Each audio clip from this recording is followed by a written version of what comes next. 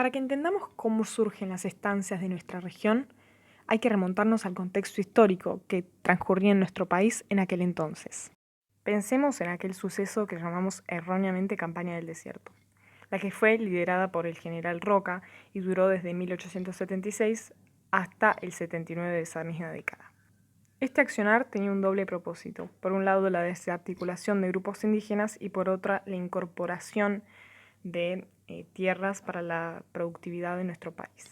Incorporándolas a nuestro Estado se buscaba ponerle fin a las pretensiones chilenas que tenían, porque recordemos que la Patagonia es una región precedente a toda geopolítica. Para ejercer el poder soberano sobre nuestro Estado nacional se necesitaba pobladores que ocupen, que vivan, que habiten el lugar. Así, de este modo, ejercían soberanía. Es por eso que desde el Estado se buscaba atraer gente. Y pensemos que paralelamente existía una ola inmigratoria grande en nuestro país. Por eso se sacó la ley de tierras, que no se vendían ni regalaban las tierras, pero se hacía estaban en concesión por un periodo determinado. Pero recordemos que en la Patagonia ya habían habitantes que hasta el día de hoy viven en nuestra región. ¿Por qué ellos no podían ejercer soberanía? Bueno, había tres cuestiones. En primer lugar, eran cazadores-recolectores. En segundo lugar, eran nómades, o sea, se trasladaban y nunca permanecían en un lugar. Y en tercer lugar, y no menos importante, es que no eran reconocidos como argentinos ni como chilenos. Por ende, no podían ejercer soberanía sobre nuestro Estado.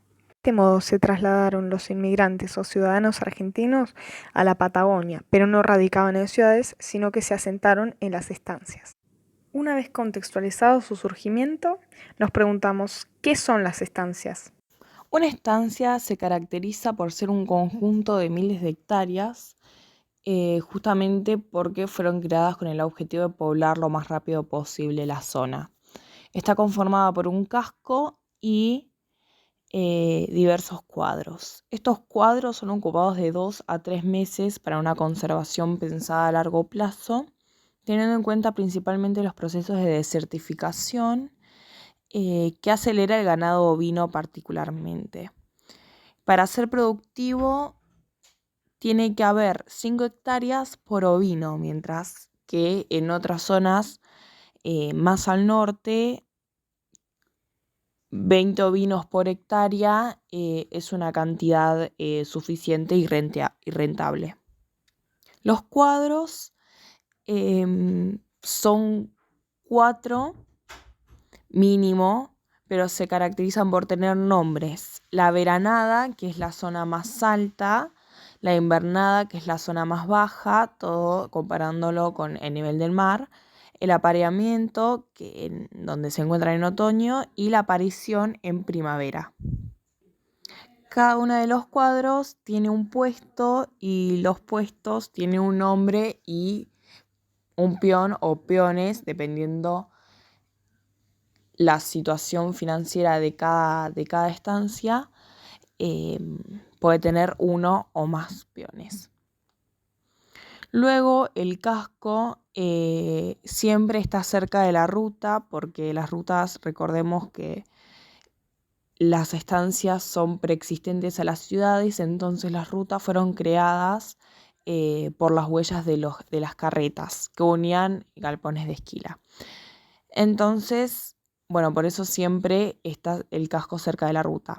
La casa principal está en el casco, el galpón de esquila, la carpintería, la herrería, el matadero, el gallinero, el huerto o quinta, la iglesia, algunas, igual que el cementerio algunos, sótano y escuela. Las construcciones de las estancias que dejaron los pioneros de nuestra región destacan por algunas singularidades, como los materiales y los colores, que dependían de lo que llegaba a la región como del contraste que se buscaba hacer con el ambiente. Tenemos que tener en cuenta que se ofrecen tierras en 1880, aproximadamente en pleno auge de la revolución industrial, e inversión de la chapa acanalada, la cual también se reciclaba y resultaba rentable, que se utilizaba para los techos y las paredes de los puestos; la madera, que se utilizaba para conformar el esqueleto interior; el vidrio repartido, los techos a dos aguas y el cerco perimetral típico inglés con formas de penáculos. Por otro lado, los colores de Patagonia son muy particulares porque tienen su lógica, lo cual tienen que ser visibles. Cada estancia tiene un distinto color y bueno, se caracterizaban los colores principalmente el rojo, el amarillo, el verde, el azul y el negro para los techos. Luego el blanco se utilizaba para las paredes porque generaba un contraste entre el amarillo de la estepa. A principios de la década de 1920 se dieron los hechos conocidos como Patagonia Trágica. Mencionarlos es importante para seguir entendiendo la identidad de nuestra región. La realidad que vivían los peones era injusta y manifestaron su disconformidad, pero fueron reprimidos fuertemente por el Estado.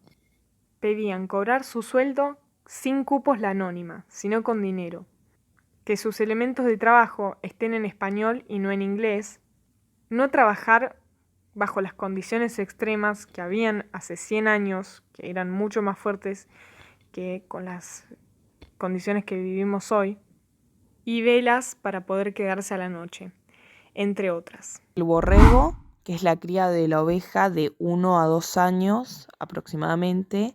La oveja, que tiene un cordero por año. Algunas son melliceras igualmente. El cordero, que es la cría de menos de 1 año. El carnero, que tiene cuernos. Y el capón, que es el macho castrado.